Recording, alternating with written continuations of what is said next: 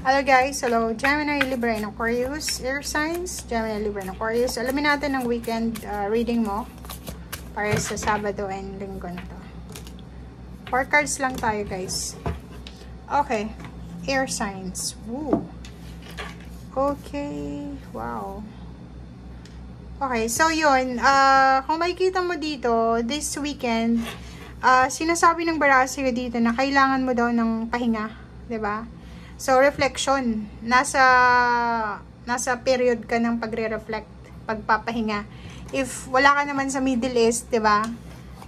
Katoliko ka naman, or kahit anong religion meron ka, siguro bakasyon naman sa'yo, 'di ba? So, spend time alone, spend time quiet, parang ganon. Hermit to 'di ba? So, pag-isipang mabuti.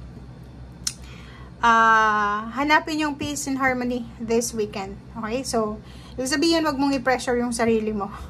Meditate, pray, meditate, manifest, spend time with your family, with pets, with the nature, or balansehin natin yung mga dapat balansehin sa buhay natin, pag-isipan natin yung mga dapat pag-isipan sa buhay natin. And if ever man, take care of your emotional this weekend, 'di ba?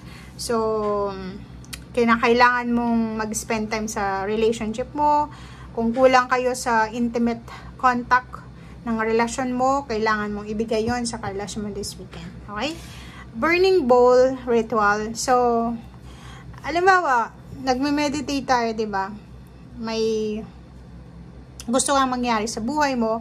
May gusto kang alisin sa buhay mo. Stress, negativity, unhealthy habits, lifestyle, ano pa man. Isulat mo yon sa papel, yung mga bagay-bagay na gusto mong maalis sa buhay mo, and then burn it, 'di ba? Sunugin mo siya. And yung mga gusto mong mangyari sa buhay mo, isulat mo din siya sa papel, and then ilagay mo siya sa unan mo. 'Di ba? So for 3 days, yun, and after 3 days, sunugin mo ulit. Okay? Paulit-ulit lang yun. Yun yung simple way of manifestation. Okay?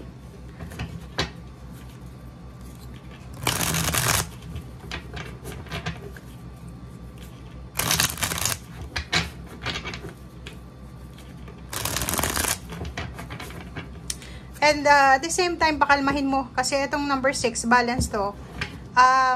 Kailangan mong hanapin yung katotohanan. Marami ka sigurong mga pinaniniwalaan na mga unrealistic, mga belief system na hindi naman totoo. And congratulations, kasi isang magical na pangyayari sa weekend na to ang posibleng magdadala sa'yo ng victory and success. Okay? Isang hindi inaasahan na appreciation, hindi inaasahan na reward, na award, or na recognition, victory and success ang pwedeng ma-experience mo. Like, pwede kang parangalan ng company, ng community, ng paaralan, or kung ano pa man to. Okay? So, may mga tao sa paligid mo na i-recognize yung pagiging mabuti mong tao, yung pagiging magaling mong individual or citizen. Okay. New contract signing, good karma ay parating sa'yo. So, if naghihintay ka ng kontrata, naghihintay ka ng renewal ng contract mo or offer ng contract, eto na siya. Okay? Pwedeng parating na. Niluluto na siya ng universe para sa future mo. So, pwedeng ngayong weekend, hindi ka pa pipirma kasi weekend siya. Pwedeng pumirma ka sa first week ng April or within the whole month ng April. Okay? So, yun. Nakikita natin dito na marami kang choices, maraming option na kailangan mong or i-offer sa'yo ng universe sa decision making na gagawin mo. Okay? So, wag mong babalewalain ito. Okay? For example, bibigyan ka ng chance ng ating Panginoon na mamili sa dalawang trabaho. Mamili sa dalawang bansa. Mamili sa dalawang choices. Kailangan mong maging matalino. Kailangan mong timbangin siya. Nandito yung justice card. Timbangin natin yung kung alin dito yung mas maganda. Nakikita ko sir dito na may mga babalik sa buhay mo. May mga gustong bumalik.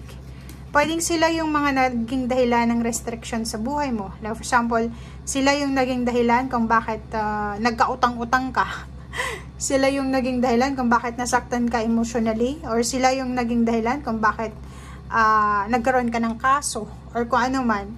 Sila yung restrictions mo dati eh. Sila yung parang naging hadlang para sa pagtagumpay mo. Ingat ka, kasi yung mga taong to gustong bumalik sa buhay mo. Okay? Pwede mong i-close itong yugto na to, but make sure na gwardyahan mo yung sarili mo, lalo na sa usaping pera. Like may kaibigan ka, katrabaho, kakilala na inutangan ka ng pera, tas hindi ka binayaran. Hintay ka nang hintay, and then bigla siyang babalik, 'di ba? Parang walang nangyari. So, sinasabi ng Barasir dito na yon, okay lang na maging mabuting tao, okay lang na magpatawad, pero kailangan mo din na proteksyonan yung iyong sarili. So, magpatawad ka, pero wag mo nang papapasukin pa sa buhay mo. Okay, physical body, wala kang masyadong problema, good health, and wala kang masyadong issue sa katawan mo. Yun nga, magpahinga ka para mag-gain ka ng maraming strength sa weekend na to. Okay, kung maaari, spend time, magpahinga, pahinga, okay?